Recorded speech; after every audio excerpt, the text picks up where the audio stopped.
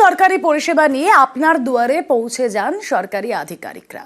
দুয়ারে সরকার আবারও শুরু হয়ে গিয়েছে, কিন্তু দেখা যাচ্ছে এক অন্য ছবি। পশ্চিম মেদিনীপুরের দাসপুর, সেখানে দুয়ারে সরকারের ক্যাম্পে সাহায্য করতে হাজির সিপিআইএম। সরকারি প্রকল্পের ফর্ম ফিল আপ থেকে নাম নথিভুক্তি, সব জায়গাতে তারা সাহায্যের হাত বাড়িয়ে দিয়েছেন। কি ব্যাখ্যা তাদের, দেখুন।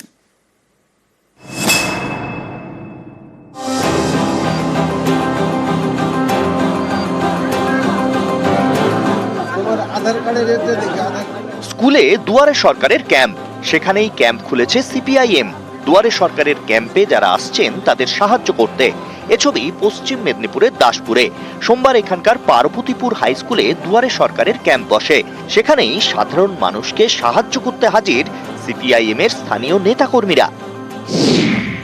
গত 24শে জানুয়ারি থেকে চলছে দুয়ারে সরকার। নবম পর্যায়ের এই দুয়ারে সরকারে মিলছে 37 ধরনের পরিষেবা।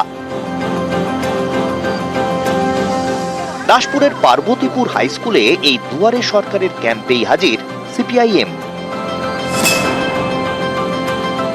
বহু বঞ্চিত মানুষ, বিশেষ করে গরিব মানুষ, তারা বিধবা ভাতা, বার্ধক্য ভাতা এবং অন্যান্য যেসব সরকারের জনকল্যাণমূলক সামাজিক প্রকল্পগুলি আছে, আমরা সকাল থেকে বসেই আমাদের নেতৃত্ব পর্যায়ে আমাদের কর্মীগণ উপস্থিত থেকে মানুষের পাশ থেকে কিভাবে তাদের পাওয়ানো যায় আধিকারিকদের সঙ্গে আলোচনা করেই আমরা সমস্ত ব্যবস্থা গ্রহণ করবার চেষ্টা করছি।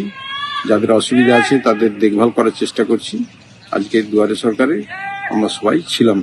এটাই মুখ্যমন্ত্রীর বৈশিষ্ট্য, ধর্ম নির্বিশেষে সবার কাছে তিনি পৌঁছে গেছেন, সবার কাছে আবেদন করেছেন, সবাই এখানে অংশগ্রহণ করছে। এখানে তৃণমূল কংগ্রেস সরকারের ক্ষমতায় আছে, শুধুমাত্র তৃণমূল কংগ্রেসের লোকরাই এই পরিষেবা দেবে তা নয়, এখানে সমস্ত দলের মানুষ পরিষেবা নেওয়ার জন্য এখানে আসছে। এটাই আমাদের মুখ্যমন্ত্রী মমতা বন্দ্যোপাধ্যায়ের অনন্য প্রয়াস। রাজ্য সরকারের উদ্যোগে দুয়ারে সরকার, বাড়ির কাছে ক্যাম্প, তাতে হাজির সরকারি আধিকারিকরা।